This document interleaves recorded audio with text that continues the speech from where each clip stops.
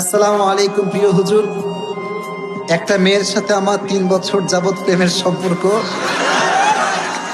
মেয়েটি আমাকে অনেক ভালোবাসে, কিন্তু আমি হারাম রিলেশনে থাকতে চাই না। আর আমাদের দুই পরিবার আমাদের সম্পর্ক মেনে নিচ্ছে না। এই পরিস্থিতিতে আমরা কি পালিয়ে বিয়ে করতে পারবো?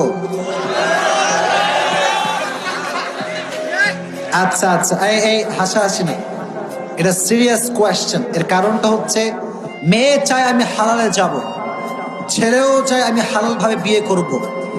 মাইয়ার বাপ বলে তুমি ইস্টাবলিশ না হইলে আমি আমার মাইয়া দিতে পারতাম না। এরকম বাপ আছে না নাই? দেখবেন যে যুবক আব্বাকে বলে, আব্বা যান, আমি অমুক এলাকার অমুক মেয়েকে পছন্দ করি, হালাল ভাবে বিয়ে করতে চাই। তো আব্বা বলে, তুই কি কামাই করিস রে বান্দর, তো কামাই কি? আচ্ছা, আব্বার সঙ্গে দ্বন্দ্ব আমার না, আমারও আব্বা আছে।